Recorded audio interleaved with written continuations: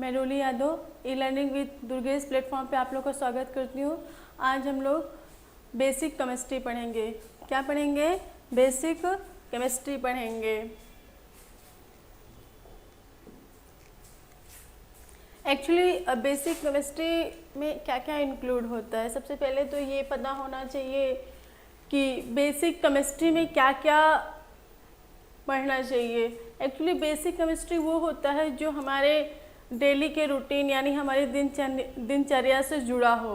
मतलब basic chemistry वो होता है जो हमारी दिनचर्या से जुड़ा हो और जिसका हमारे रोज़मर्रा की लाइफ में आना जाना यानी सिचुएशन आती जाती हो, उसको हम लोग कहीं ना कहीं एक तरफ से बेसिक केमिस्ट्री के पॉइंट से समझेंगे। ठीक है, तो सबसे पहले हम बात किसकी करते हैं? पदार्थ की करते हैं। किसकी करते हैं?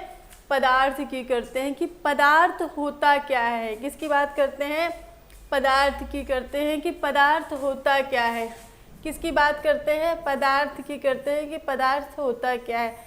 एक्चुअली अगर हम समझें कि पदार्थ यानी हर वो वस्तु जो स्थान घेरे जिसका भार हो, हर वो वस्तु जो स्थान घेरे और जिसका क्या हो? भार हो, उसे हम पदार्थ कहेंगे। जैसे एक तरफ से आप ये भी कह सकते हैं भार यानी एक तरफ से उसका द्रव्यमान हो, उसे हम क्या कहेंगे? पदार्थ कहेंगे। तो यहाँ पे मैंने दिया हुआ है, इस संसार में हर वो वस्तु जो स्थान घेरे और जिसका द्रव्यमान हो उसे क्या कहेंगे? उसे पदार्थ कहेंगे। और पदार्थ का सबसे प्लस पॉइंट क्या है कि वह स्थान को भी घेरती है और द्रव्यमान भी उसका होता है, तो उसको हम लोग क्या कहेंगे? पदार्थ कहेंगे। यानी स्पेस ऑक्युपाइड और मास होना एक सब्सटेंस में बहुत ज़रूरी है।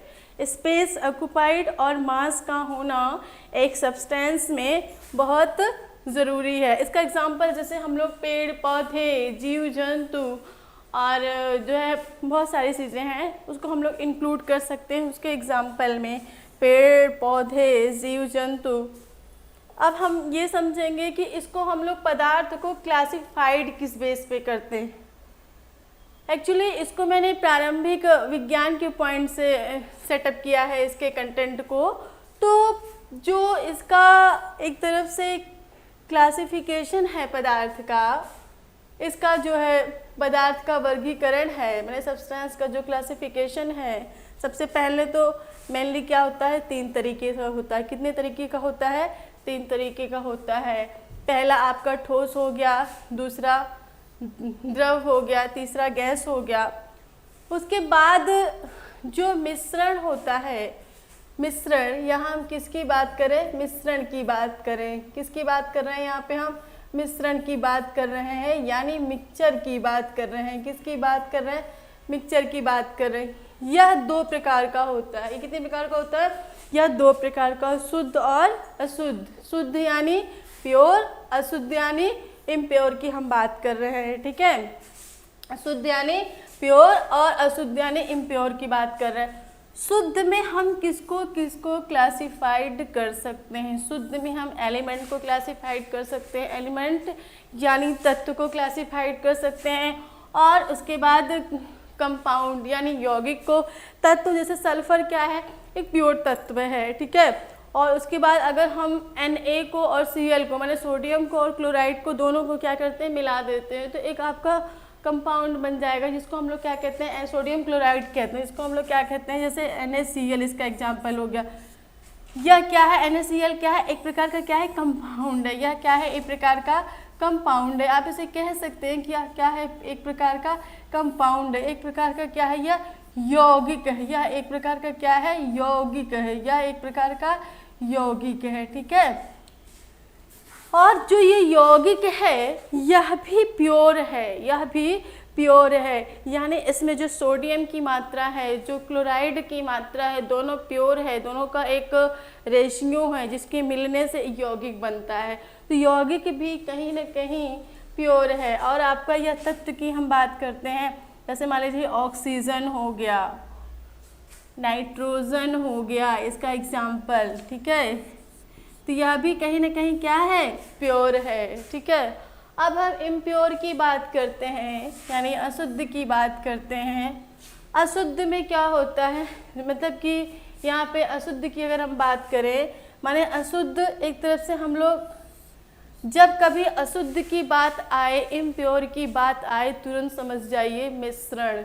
ऐसे नॉर्मली लोग टंग लैंग्वेज में कहते हैं ना कि मिला घुला है क्या, मिला घुला है क्या, माने एक तरफ से अशुद्ध। ऐसे दूध ले रहे हैं तो नहीं होता है कि यह इसकी मिश्रण है, कहीं ना कहीं पानी का मिश्रण होता है। तो अशुद्ध यानी इम्प्योर, यह एक प्रकार का क्या होता है, मिश्रण होता है, जो मेनली दो प्रकार के होते हैं, टू टाइप के होते हैं। पहला तो आपका क्या हो गया, होमोजीनस हो गया, और दूसरा आपका क्या हो गया, हेट्रोजीनस हो गया। होमो, जब कभी शब्द आए होमोजीनस, क्या आए, होमोजीनस आए, क्या आए, होमोजीनस आए, होमोजीनस आए, तुरंत समझ जाइए कि यहाँ सिमेट्रिकल की बात हो रही है। किसकी बात हो रही है, सिमेट्रिकल की बात हो रही है। किसकी बात हो रही है, सिमेट्रिकल की बात हो रही है। किसकी बात हो रही है, सिमेट्रिकल की बात हो रही है। यानी ये जो आपका सिमेट्रिकल होमोजीनस है, यानी यहाँ पे जैसे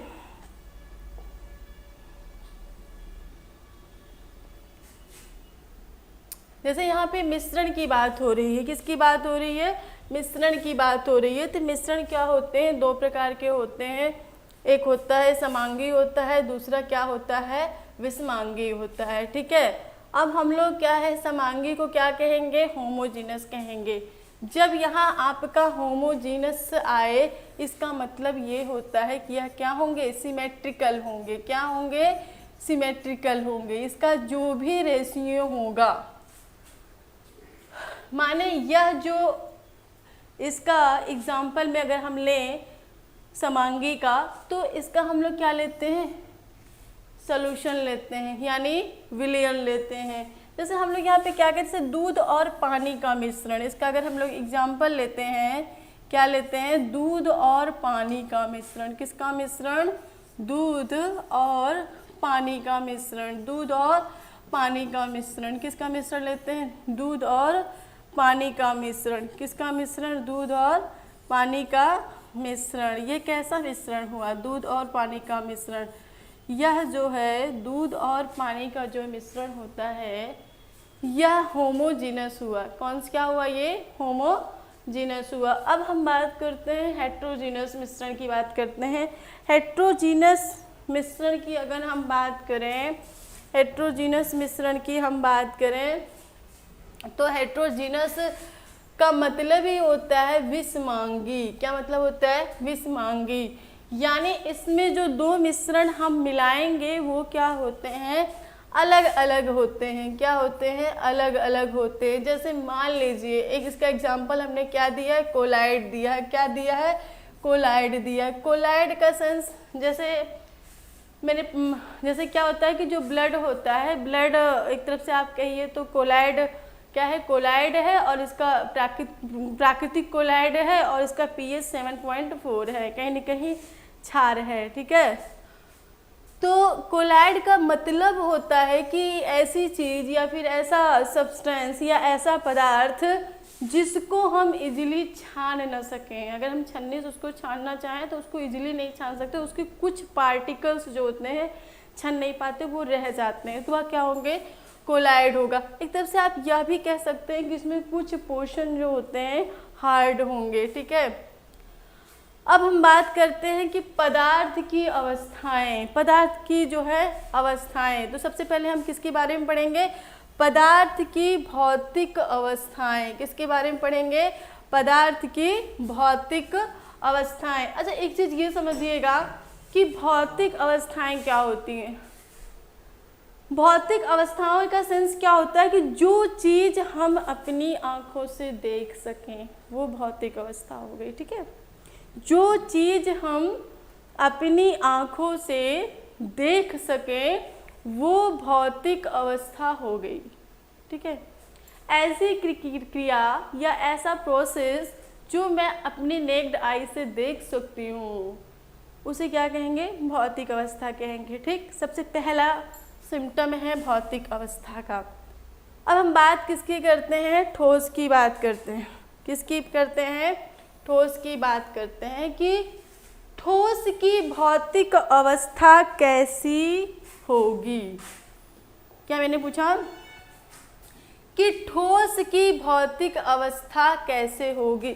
इसका सीधा सा फॉर्मूला आप याद रखिएगा, इनका जो वॉल्यूम होता है, माने इनका जो आयतन होता है वो, और इनका आकार यानी इनका शेप, बात समझ में आ रही है, यानी इनका आयतन और इनका आकार, यह दोनों जो होता है निश्चित होता है। किसका निश्चित होता है? ठोस का, जो हम देख सकते हैं, जो हम क्या कर सकते हैं?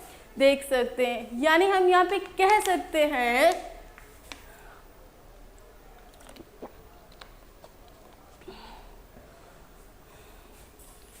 कि जो ठोस होता है इनका आयतन और आकार दोनों क्या होता है? निश्चित होता है। दोनों क्या होता है? निश्चित होता है। ठीक है, आयतन और आकार दोनों निश्चित होता है। माने आकार यानी सॉलिड का आकार निश्चित होता है। जैसे एक लकड़ी का गुटखा है, एक यह पेन ही है, ये देखिए पेन है, ये सॉलिड है, कहीं ना कहीं इसका शेप क्या है? निश्चित है ना, निश्चित। और इसका घनत्व भी निश्चित है। घनत्व यानी वॉल्यूम, घनत्व यानी वॉल्यूम, लंबाई, चौड़ाई और ऊंचाई। हम लोग मैथ में क्या पढ़ते थे? आयतन बराबर, मैथ में आयतन बराबर क्या पढ़ते थे? लंबाई गुणे चौड़ाई गुणे ऊंचाई, पढ़ते थे ना? पढ़ते थे कि नहीं पढ़ते थे? तो कहीं ना कहीं अगर हम भौतिक अवस्था की बात करें ठोस के, तो उसकी लंबाई, चौड़ाई और ऊंचाई यानी वॉल्यूम की बात कर रहे हैं। किसकी बात कर रहे हैं? वॉल्यूम की बात कर रहे हैं, माने आयतन की बात कर रहे हैं। किसकी बात कर रहे हैं? आयतन की बात कर रहे हैं। यानी कहीं ना कहीं जो है इस पेन की जो आयतन है वह निश्चित है, और क्योंकि ये सॉलिड है, ठोस है, और इसके साथ साथ इस पेन का जो है आकार भी निश्चित है। ऐसा नहीं है कि इस पेन को हम लोग किसी बर्तन में रखेंगे तो इसका आकार बर्तन के अनुसार हो जाएगा। ऐसा नहीं है कि किसी छोटे बड़े सिलेंडर में भरेंगे तो उस हिसाब से हो जाएगा, ऐसा कुछ तो है नहीं। इसका आकार निश्चित है और इसका क्या है? वॉल्यूम यानी आयतन निश्चित है। सेकंड पॉइंट क्या है यहाँ पे कि सॉलिड को संपीड़ित नहीं कर सकते। इसको क्या नहीं कर सकते हैं? संपीड़ित नहीं कर सकते। संपीड़ित का मतलब होता है इसको हम लोग कंप्रेस्ड नहीं कर सकते हैं।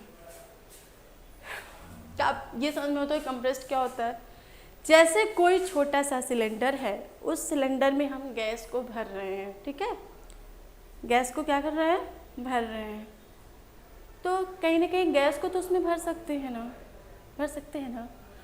और अगर हम सूटकेस में कपड़े को भर रहे हैं तो कहीं ना कहीं एक आध कपड़ा हम लोग दबा के सूटकेस बंद कर लेते हैं ना, उसका आकार चेंज कर लेते हैं ना।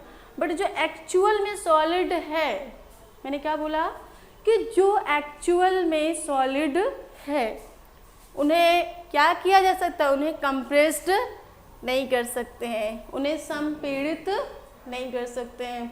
संपीड़ित यानी अगर उन्हें हाई प्रेशर पर ले जा करके हम छोटे सिलेंडर में नहीं भर सकते।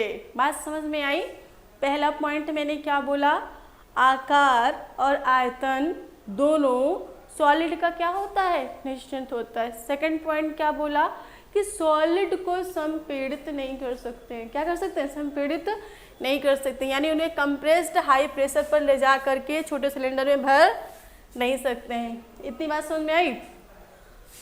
अब अगले पॉइंट की हम बात करें, अगले पॉइंट की हम बात करें, ठोस को जिस भी कंटेनर या बर्तन में हम लोग रखते हैं वह पूरी तरह क्या हो सकता है?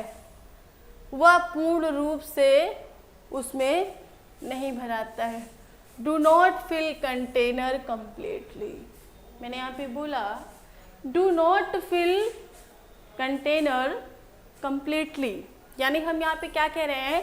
कि ठोस को जिस भी कंटेनर यानी जिस भी बर्तन में हम लोग रखते हैं वह पूर्ण रूप से भरते नहीं है। जैसे यह त्रिभुजाकार है, अगर हम इस आकार की कोई क्या लेते हैं, लकड़ी लेते हैं, है ना, इस आकार की अगर कोई लकड़ी लेते हैं या कोई सिलेंडर ही लेते हैं, जिस अभी सिलेंडर को हम लोग कहीं रखे हैं तो क्या वो पूरा से अगर एक अपने डेली के रूटीन से ले लीजिए कि जैसे सिलेंडर को हम भरवाने के लिए ले जाते हैं तो उसको बोरे वगैरह में भरना चाहते हैं, तो क्या सिलेंडर उस पूरे बोरे का पोर्शन फिलअप कर देता है कंप्लीटली, उस बोरा जो है पूरा सिलेंडर उसमें भर जाता है? ऐसा तो नहीं है। सिलेंडर के आसपास यानी बोरे के किनारे किनारे उसमें प्लेस खाली रहता है ना, रहता है कि नहीं रहता है? या अभी मैं इसे किसी बास्केट में या फिर कहीं रखूं किसी भी तो क्या ये पूरा प्लेस कवर करेगा? नहीं करेगा ना।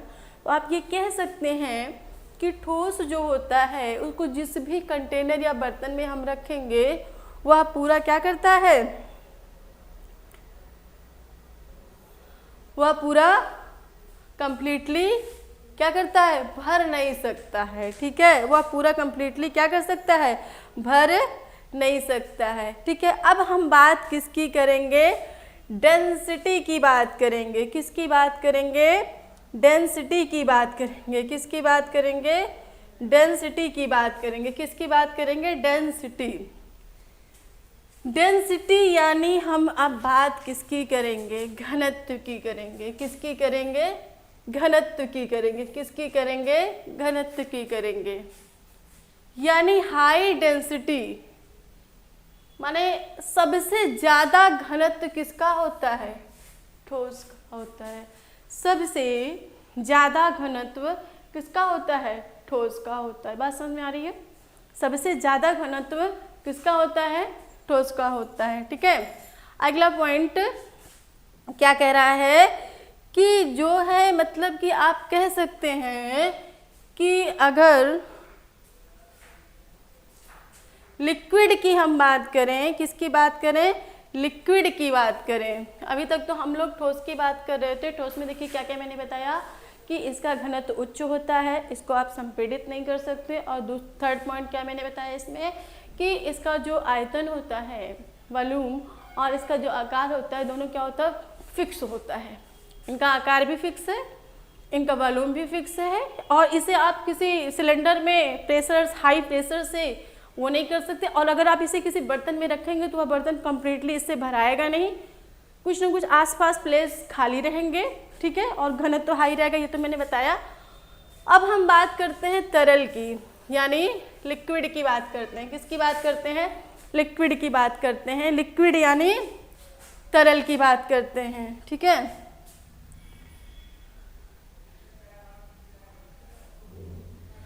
अब देखिए सबसे पहला पॉइंट तो क्या तरल के अंदर कंप्रेसिबिलिटी की कैपेसिटी होती है? बिल्कुल नहीं होती है। तरल के अंदर कंप्रेस्ड यानी संपीड़ित की कैपेसिटी बिल्कुल नहीं होती है। जब कभी कोई आपसे पूछे कि कंप्रेसिबिलिटी होती क्या है, कंप्रेसिबिलिटी यानी किसी को दबाना, किसी भी वस्तु को हाई प्रेशर से किसी भी चीज़ में क्या हो रहा है, दबा के रखना। जैसे सूटकेस में कपड़े को दबा के रखना, एक दो कपड़ा एक्स्ट्रा हम लोग दबा के चाहते हैं तो रख लेते हैं ना। तो यानी किसी को दबाना, जैसे सूटकेस में कपड़ा दबा के रखना। तो तरल के अंदर भी कंप्रेसिबिलिटी की प्रॉपर्टी यानी संपीड़ित वाला गुण किसमें नहीं होता है, संपीड़ित का गुण किसमें नहीं होता है, तरल में भी नहीं होता है। बात समझ में आई? तरल में भी नहीं होता है। और उसके बाद इसका जो आकार और आयतन होता है, इसका जो आयतन होता है, पॉइंट याद रखिएगा, इसका पॉइंट याद रखिएगा, जो है इसका पॉइंट याद रखिएगा। इसका जो आयतन होता है वह क्या होता है, फिक्स्ड होता है। आयतन फिक्स्ड होता है, आयतन निश्चित होता है। कैसे कहोगे आयतन निश्चित होता है? कैसे कहोगे कि आयतन निश्चित होता है? 1 लीटर पानी है तो कहीं ना कहीं आयतन निश्चित है कि नहीं है? 1 लीटर है ना, उसका आयतन निश्चित हुआ कि नहीं हुआ? बात समझ में आई? सेकेंड पॉइंट, बट उसका शेप इज नॉट फिक्स्ड, माने उसका आकार क्या होता है? अनिश्चित होता है। माइंड में सेट कर लीजिए कि जो ठोस होता है उसका आकार और आयतन दोनों निश्चित होता है, लेकिन जो हमारा द्रव होता है, जो हमारा लिक्विड होता है, तरल होता है, उसका आयतन तो निश्चित होता है लेकिन आकार निश्चित नहीं होता है। आप ये कैसे कहेंगे कि आकार निश्चित नहीं होता है? देखिए, आकार इसलिए निश्चित नहीं होता है कि जैसे मैंने पानी को लिया, अब उस पानी को मैंने इस बोतल में भर दिया, तो इस बोतल के आकार का पानी इसमें भरा गया। बोतल के आकार का मतलब यहाँ प्लेस ज़्यादा है तो यहाँ ज़्यादा पानी हुआ, यहाँ प्लेस कम है तो यहाँ कम पानी हुआ, यहाँ कहीं न कहीं बर्तन के अनुसार लिक्विड ने अपने आकार को बना लिया। अभी उसी पानी को हम ग्लास में रखें, वह ग्लास के अनुसार हो जाएगा। तो आप कह सकते हैं कि बर्तन के अनुसार, यानी शेप जो है उसका फिक्स नहीं है। जैसे जैसे बर्तन चेंज करेंगे वैसा वैसा उसका शेप होगा। आई बात समझ में? तो यहाँ पे कॉन्सेप्ट क्लियर होना चाहिए कि आयतन क्या होगा? आपका फिक्स होगा, वॉल्यूम फिक्स होगा। सेकंड पॉइंट, आकार क्या होगा? इज नॉट फिक्स, आपका जो शेप होता है वो फिक्स नहीं होगा। अगला पॉइंट क्या है? अधिक संपीड़ित नहीं कर सकते, कैन नॉट कंप्रेस्ड मच, माने बहुत ज़्यादा संपीड़ित नहीं कर सकते हैं। बात समझ में आई? कैसे नहीं कर सकते हैं? पॉइंट कभी कभी आ जाता है ऑप्शन में कि संपीड़ित कर सकते हैं, उसमें अगर ऑप्शन में गैस न दिया हो, डायरेक्टली आपके दे दिया हो ठोस द्रव, दोनों में से कोई नहीं, तो कुछ कहीं कहीं एक्सेप्शन के केस में जो है आप कह सकते हैं कि यह बर्तन या क्या कर सकता है? अधिक संपीड़ित नहीं कर सकता, यानी कुछ पॉइंट पर संपीड़ित करता है। ठीक है, ये बर्तन को पूर्ण रूप से नहीं भरते, can not fill their container completely. जैसे हम लोग ग्लास में पानी लेते हैं तो पूरा ऊपर तक क्या हो सकता है? नहीं भर सकते हैं। यह बर्तन को पूर्ण रूप से नहीं भरते, can not fill their container completely. आप यहाँ पे कह सकते हैं can not fill their container completely, यानी बर्तन को यह भी पूर्ण रूप से भर नहीं सकते। अब बात क्या आती है? तरल यानी लिक्विड का घनत्व जो है ठोस से कम होता है। अगर हम लोग डेंसिटी की बात करें, किसकी बात करें? डेंसिटी की बात करें। किसकी बात करें? डेंसिटी की बात करें। किसकी बात करें?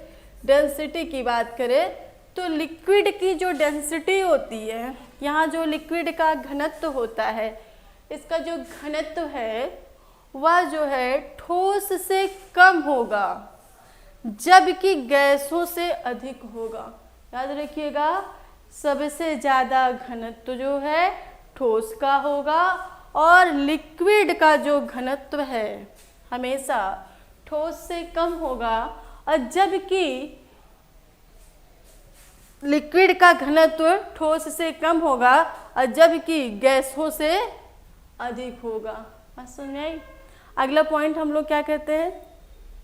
मॉडरेट यानी तरल गैस एवं ठोस के बीच की प्रॉपर्टी दिखाता है। अगर हम लोग डेंसिटी के पॉइंट से बात करते हैं तो यह किसके बीच का पॉइंट दिखाता है? गैस और ठोस के बीच का है। हम गैस की बात करते हैं। किसकी बात करते हैं?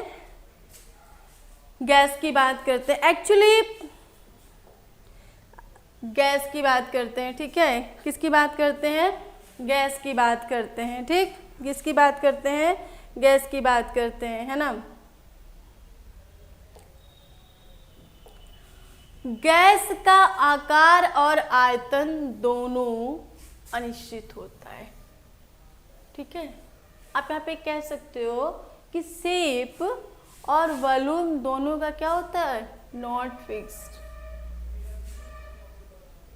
ठीक है, बात समझ में आ रही है।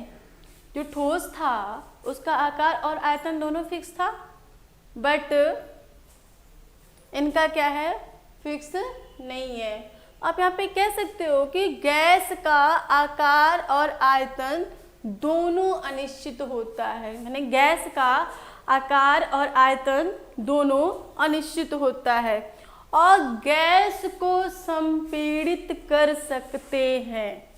मैंने बोला था कि सॉलिड को माने ठोस को संपीड़ित आप बिल्कुल नहीं कर सकते हैं, लिक्विड को संपीड़ित नहीं कर सकते हैं, बट गैस को संपीड़ित यानी कंप्रेस्ड कर सकते हैं।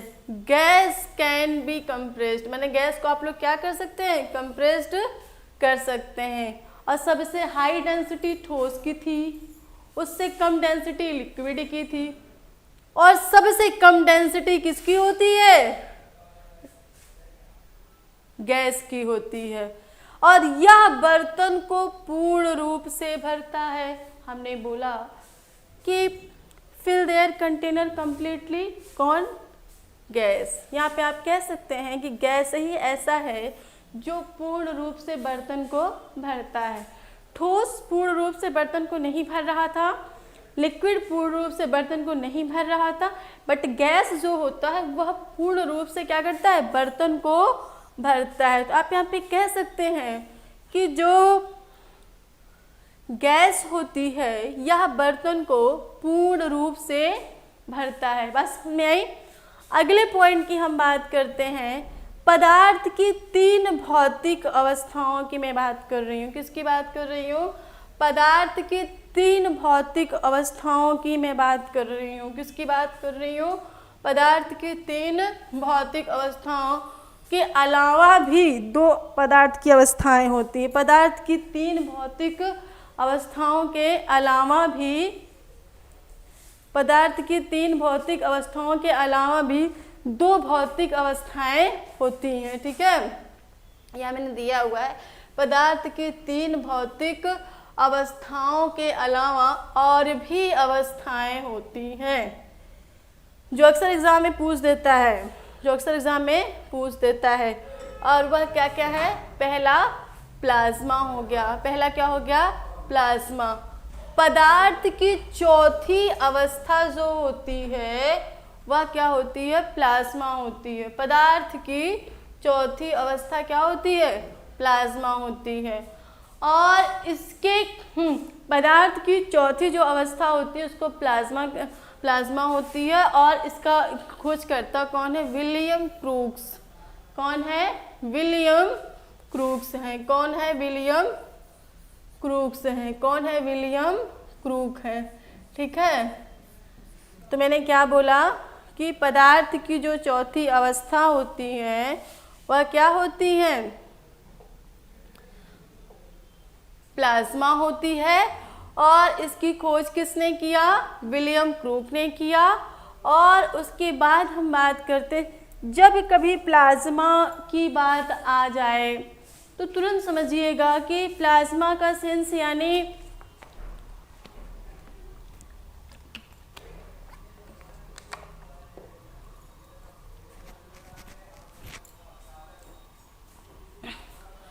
मैंने बोला कि प्लाज्मा पदार्थ की चौथी अवस्था। ठीक, उसके बाद मैंने क्या बोला कि जो है डिस्कवरी इसकी किसने किया, विलियम क्रूक ने किया। और उसके बाद इसकी सबसे खास बात क्या होती है कि इसमें फ्री इलेक्ट्रॉन होंगे और फ्री आयन होंगे। जब कभी प्लाज्मा की बात आ जाए और उसका जो है पूछ दे तो उसमें तुरंत दिमाग लगाइएगा इसमें क्या होना चाहिए, इसमें फ्री इलेक्ट्रॉन होंगे और फ्री आयन होंगे। फ्री इलेक्ट्रॉन यानी मुक्त इलेक्ट्रॉन, ठीक है, और फ्री आयन माने मुक्त आयन। ठीक है, अब बात आ रही है कि जहाँ पर भी मुक्त इलेक्ट्रॉन और मुक्त आयन होंगे, जहाँ पर भी मुक्त इलेक्ट्रॉन और मुक्त आयन होंगे, है ना, वहाँ हमेशा जहाँ पर भी मुक्त इलेक्ट्रॉन और मुक्त आयन होंगे वहाँ प्रकाश यानी प्रकाश के साथ साथ लाइट, प्रकाश यानी लाइट हीट यानी उष्मा, बात समझ रहे हैं। वहाँ पे प्रकाश यानी लाइट, हीट यानी प्रकाश यानी लाइट, हीट यानी उष्मा, या ज़्यादा जनरेट होगी। बात समझ में आई। तो मैंने क्या बोला कि प्लाज्मा का खोज किसने किया, खोजकर्ता कौन है, विलियम क्रूक है। और इसका सबसे फंडामेंटल कैरेक्टर क्या है, इसमें मुक्त इलेक्ट्रॉन होंगे, मुक्त आयन होंगे, ठीक है। उसके बाद मैंने क्या बोला, और जहाँ कहीं भी मुक्त इलेक्ट्रॉन मुक्त आयन की बात आए तुरंत वहाँ समझ जाइए वहाँ पे किसका हम स्टडी करेंगे, प्रकाश का स्टडी करेंगे और उष्मा का स्टडी करेंगे, क्योंकि सबसे ज़्यादा प्रकाश और उष्मा ही जनरेट करते हैं। बात समझ में आई। सबसे ज़्यादा कौन जनरेट करता है, प्रकाश और उष्मा ही जनरेट करते हैं। बात समझ में आ रही है। प्रकाश यानी लाइट और उष्मा यानी हीट, माने सबसे ज़्यादा मुक्त इलेक्ट्रॉन मुक्त आयन प्रकाश से जनरेट होता है और किससे जनरेट होता है, लाइट से जनरेट होता है। बात समझ में आ रही है। सबसे ज़्यादा मुक्त इलेक्ट्रॉन मुक्त आयन किससे जनरेट होता है, प्रकाश से और लाइट से, ठीक। और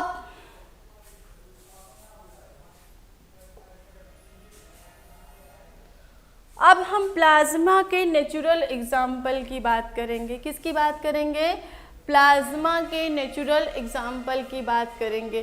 प्लाज्मा के प्राकृतिक जो है उदाहरण की बात करेंगे, ठीक है ना। जैसे सूरज, मैंने बोला सूरज, ठीक है।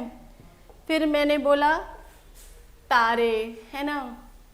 या जो सूरज होता है, आप नोटिस किए होंगे जो सनलाइट होती है, जब कभी हमारे घर के दीवार में मतलब कि होल वगैरह रहती है तो आप देखते हैं वहाँ से जब सनलाइट आती है तो छोटे छोटे पार्टिकल दिखते हैं ब्राउनियन मोशन में, है ना। छोटे छोटे जो पार्टिकल दिखते हैं कि नहीं दिखते हैं। तो आप वहाँ पे कह सकते हैं कि जो प्रकाश होती है, जो उष्मा होती है, सबसे ज़्यादा जो हैं फ्री इलेक्ट्रॉन और फ्री आयन किस में होते हैं, प्रकाश में और उष्मा में। और अगर हम प्लाज्मा के नेचुरल एग्जाम्पल की बात करें तो वह क्या हुआ आपका, सूरज और तारे हुए। बात समझ में आई, क्या हुए, और सूरज और तारे हुए। अब उसके बाद अगर हम आर्टिफिशियल एग्जाम्पल की बात करें कि प्लाज्मा का आर्टिफिशियल एग्जाम्पल बताइए, प्लाज्मा के अप्राकृतिक उदाहरण बताइए। कैसे उदाहरण बताइए, अप्राकृतिक उदाहरण बताइए। अप्राकृतिक उदाहरण यानी अब जैसे मान लीजिए जो मॉल वगैरह में ट्यूबलाइट होती हैं, ठीक है ना, वो एक हो गया, है ना। वो आप, और जो मरकरी वाली लाइट लगी होती है स्टेशन वगैरह पे और बस वाले मतलब रोडवेज वगैरह पे, तो वह सब क्या होती हैं, कहीं ना कहीं प्लाज्मा का आर्टिफिशियल एग्जाम्पल है। उनसे जो उष्मा निकलती है, उनसे जो प्रकाश निकलता है, उसमें भी फ्री इलेक्ट्रॉन होते हैं और फ्री आयन होते हैं। बात समझ में आ रही है। अब हम किसकी बात करेंगे यहाँ पे,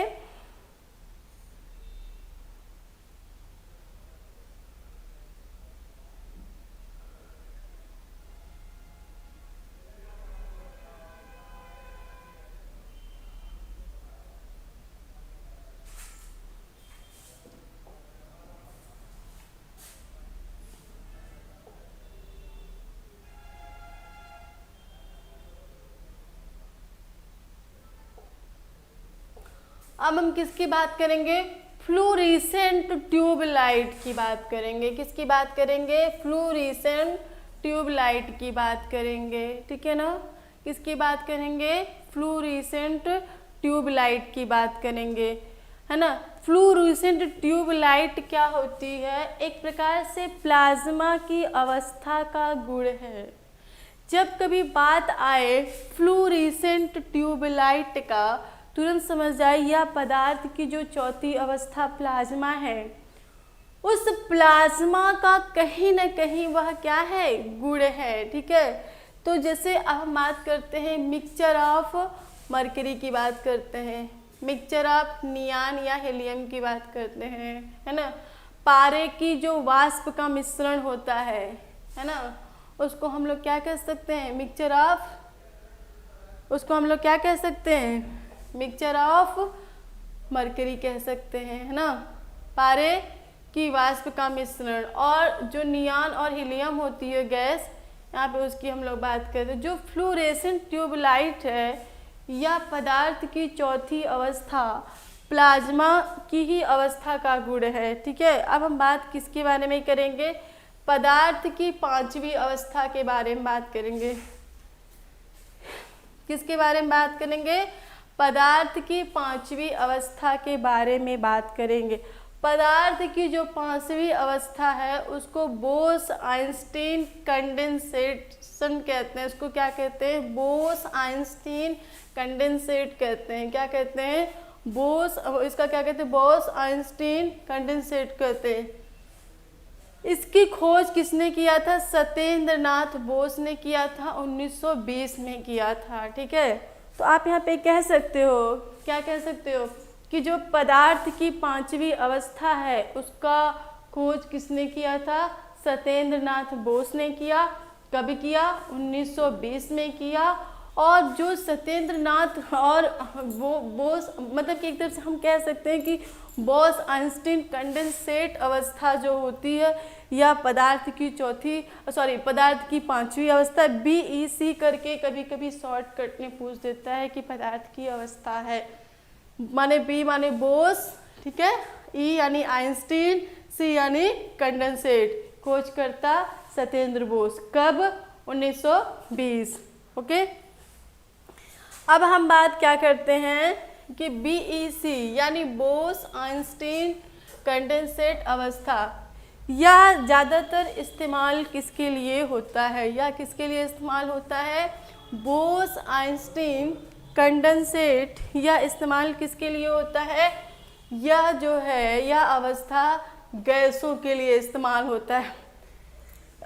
अक्सर क्वेश्चन पूछा है कि बोस-आइंस्टीन कंडेंसेट जो होता है या जो अवस्था होती है किसके लिए इस्तेमाल होता है?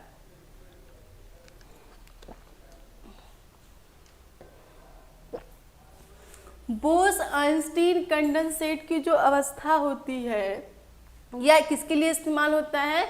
गैसों के लिए इस्तेमाल होता है। इसकी खोजकर्ता कौन है? सत्येंद्रनाथ बोस ने। कब हुआ? 1920 में हुआ। और यह पदार्थ की पांचवी अवस्था है। ठीक है, और यह यूज किसके लिए होता है? गैसों के लिए, क्योंकि गैसों का घनत्व जो होता है लो होता है। गैसों का घनत्व जो होता है लो होता है। ठीक है, कम होता है। यानी कम घनत्व वाले पदार्थ के लिए ही हम लोग किसका प्रयोग करते हैं? कम घनत्व वाले पदार्थ पर ही यह अवस्था काम करती है। बोस-आइंस्टीन कंडेंसेट अवस्था का प्रयोग हमेशा गैसों के लिए करते हैं और स्पेशली ध्यान रखा जाता है कि इसका प्रयोग हमेशा उसके लिए करते हैं जिसका घनत्व तो हमेशा कम होता है। ठीक है, खोजकर्ता पूछ देता है अक्सर। कौन है इसके खोजकर्ता? सत्येंद्रनाथ बोस। और कब? 1920 में। ठीक है, बोस-आइंस्टीन कंडेंसेट कौन सी अवस्था है पदार्थ की? ये पांचवी अवस्था है। सत्येंद्रनाथ बोस ने बोला यदि आप ऐसे पदार्थ, मतलब सत्येंद्रनाथ का कहना था, जो साइंटिस्ट उन्होंने कहा ऐसे पदार्थ आप ले आइए जो लो टेम्परेचर यानी निम्न स्तर या निम्न ताप पर ले जाओगे तो वह गैस या वस्तु एक अवस्था से दूसरी अवस्था में पहुंच जाएगी। उस अवस्था को बोस-आइंस्टीन कंडेंसेट। तो माने एक तरफ से आप कह सकते हैं कि बोस ने यह बोला, माने एक तरफ से सत्येंद्रनाथ बोस ने बोला था कि यदि आप ऐसे पदार्थों को माने जिनका घनत्व कम है, ठीक है, या जो लो टेम्परेचर यानी निम्न स्तर के ताप पर जिनको ले जाने पर गैस या वस्तु एक अवस्था से क्या हो, गैस या वस्तु एक अवस्था में पहुंच जाए, तो ऐसे में क्या करेंगे? उसी अवस्था को बोस-आइंस्टीन कंडेंसेट की अवस्था कहेंगे। उसी अवस्था को क्या कहेंगे? बोस-आइंस्टीन कंडेंसेट की अवस्था कहेंगे। ठीक है, बात समझ में आई? फिर से सुन लीजिए। सत्येंद्रनाथ बोस ने बोला यदि आप ऐसे पदार्थों का प्रयोग करें जिनका घनत्व क्या हो? लो हो, यानी एक तरफ से आप कह सकते हैं ऐसे पदार्थों को, हाँ, जिनका घनत्व क्या हो? लो हो, यानी सुपर लो टेम्परेचर, यानी सुपर लो टेम्परेचर की बात मैं कर रही हूँ। किसकी बात कर रही हूँ? सुपर लो टेम्परेचर पर यानी निम्न स्तर के ताप पर ले जाओ तो वह गैस या वस्तु एक निम्न ताप माने सुपर लो टेम्परेचर पर यानी निम्न ताप पर ले जाओ, वह वस्तु अपनी एक अवस्था में आ जाएगी। तो उसी अवस्था को बोस-आइंस्टीन कंडेंसेट की अवस्था कहा गया है। बोस-आइंस्टीन कंडेंसेट की जो अवस्था होती है वह हमेशा लो डेंसिटी पर कार्य करती है और गैसों के लिए ही कार्य करती है। यहाँ पे एक कॉन्सेप्ट बिल्कुल क्लियर है कि गैस का घनत्व क्या होता है, लो होता है। बात समझ में आई? तो एग्जाम्पल के तौर पे हम एक नोट पॉइंट याद रखिएगा। बात करें हम 273.5 केल्विन, यह क्या है, सुपर लो टेम्परेचर होता है।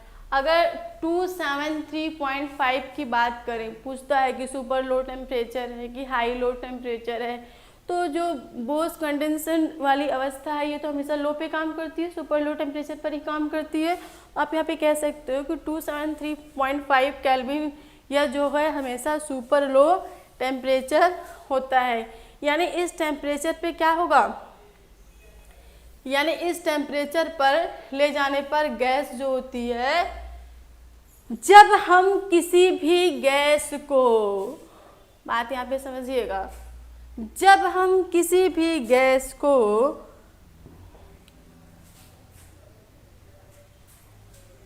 लो टेम्परेचर पर ले जाएंगे और वह लो टेम्परेचर पर ले जाने पर एक अपनी अवस्था में आ जाएगी, तो उस अवस्था को ही हम लोग बोस-आइंस्टीन कंडेंसेट की अवस्था कहेंगे। और यह लगभग -273.5 केल्विन पर ये गैस ये जो होती है, कितनी होती है, -273.5 केल्विन पर ये गैस होगी। यानी आप इसे कह सकते हैं बोस-आइंस्टीन कंडेंसेट की अवस्था में चली गई है। जब कोई भी गैस -273.5 की अवस्था में चली जाए, आप तुरंत समझ जाइए कि अब बोस-आइंस्टीन कंडेंसेट की अवस्था में चली गई, यानी उसका घनत्व बहुत लो है। ठीक है, सुपर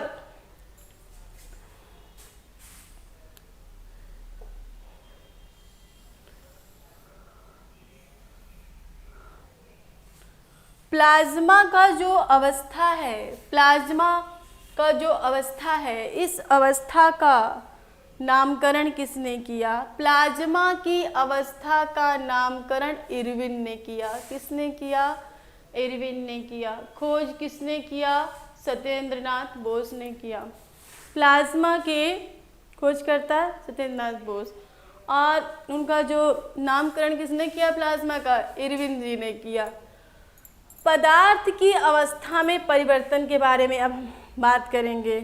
किसके बारे में बात करेंगे? पदार्थ की अवस्था में परिवर्तन के बारे में बात करेंगे। ठीक है ना, कि पदार्थ की जो अवस्था होगी उसमें क्या क्या परिवर्तन होगा। चेंज इन स्टेट सब्सटेंस की बात करेंगे।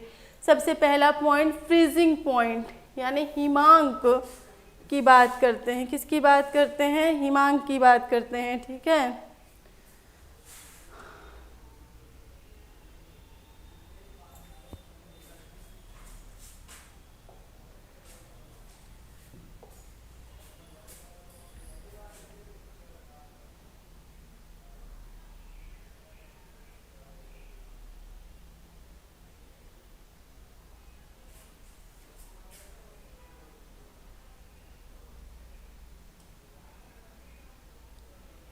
चेंज इन स्टेट सब्सटेंस की बात करेंगे। माने चेंज इन सब्सटेंस माने जो पदार्थ की अवस्थाएं होती हैं उनमें जो परिवर्तन की बात, पदार्थ की अवस्थाओं में जो परिवर्तन की बात आती है, चेंज इन स्टेट सब्सटेंस की बात हम करेंगे। किसकी बात करेंगे?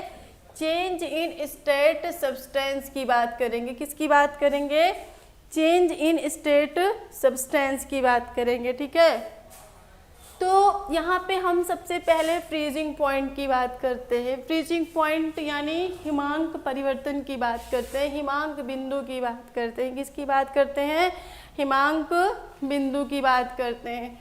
तो सबसे पहले हम किसकी बात करेंगे? लिक्विड की बात करेंगे। किसकी बात करेंगे? लिक्विड की बात करेंगे। लिक्विड यानी तरल की बात करेंगे, ठीक है। आप ये लिक्विड क्या है? लो टेम्परेचर पे हम लोग इसको निम्न तापमान पर ले जाते हैं, तो यह किस में कन्वर्ट होगा?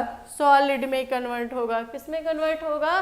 सॉलिड में, यानी ठोस में बदल जाएगा। तो सबसे पहली बात, तो लिक्विड को हम लोग क्या करते हैं? निम्न तापमान पर ले जाएंगे, तो यह किस में बदलेगा? ठोस में बदलेगा, ठीक है। और सेकेंड पॉइंट, अगर हम बॉइलिंग पॉइंट की बात करें, जब कभी फ्रीजिंग की बात आए तो तुरंत समझ जाइएगा उसके हिमांक बिंदु की बात हो रही है। माने अगर हम पानी है, लिक्विड फॉर्म में है, उसको बहुत निम्न ताप पे हम ले जाते हैं, वह क्या हो जाता है? बर्फ बन जाता है, सब जानते हैं। उसके बाद अगला पॉइंट क्या है कि बॉइलिंग पॉइंट की मैं बात कर रही हूँ। किसकी बात कर रही हूँ? बॉइलिंग पॉइंट की मैं बात कर रही हूँ। किसकी बात कर रही हूँ? बॉइलिंग पॉइंट की बात कर रही हूँ, ठीक है। बॉइलिंग पॉइंट यानी उबाल बिंदु, ठीक है ना, कि माने कितना ज़्यादा उस उच्च ताप पर ले जाए।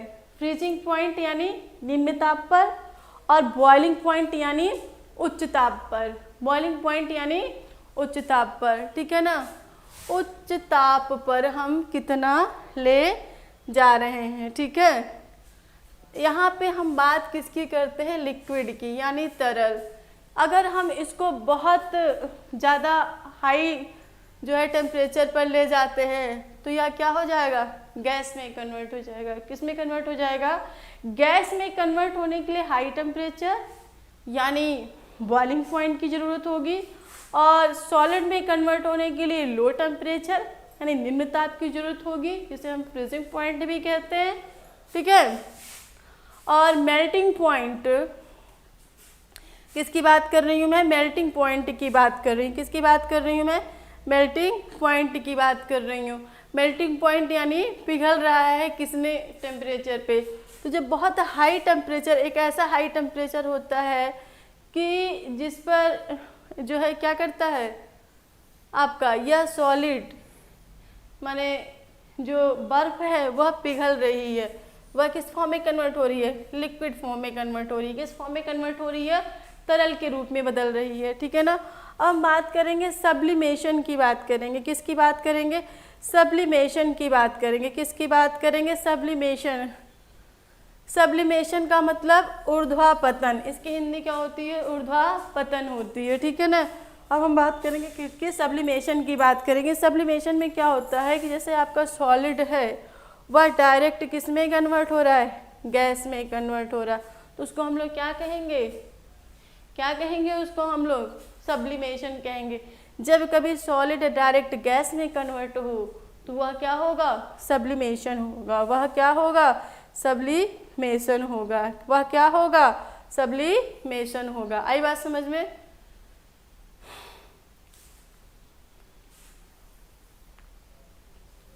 सब्लिमेशन, जैसे अमोनियम क्लोराइड, यदि अमोनियम क्लोराइड को खुला छोड़ दें तो वह डायरेक्टली भाप बन के उड़ जाता है। अक्सर वन एग्जाम में पूछता है कि अमोनियम क्लोराइड जो है अगर हम लोग इसको क्या करते हैं? खुला छोड़ देते हैं, तो यह क्या होता है? भाप बन के अमोनियम क्लोराइड, यह क्या होता है? अगर हम लोग अमोनियम क्लोराइड को खुला छोड़ दें तो यह क्या होता है? यह भाप बनकर उड़ जाएगा। कपूर को जब हम जलाते हैं तो वह भी क्या हो जाती है? जैसे ही कपूर को जलाया जाएगा सीधे, वह क्या जाती है? गैस में बदल जाती है। किस में बदल जाती है? गैस में बदल जाती है। और नेफ्थलीन बॉल्स, माने जो नेफ्थलीन की गोली होती है जिसको हम लोग कपड़े वपड़े में रखते हैं, यह भी क्या होता है कि इनका भी क्या काम है कि आप लोग देखेंगे नेफ्थलीन की गोली एक लंबे टाइम तक रखी जाती है, तो उसके बाद यह क्या हो जाती है? अपने आप क्या हो जाती है? गैस बन के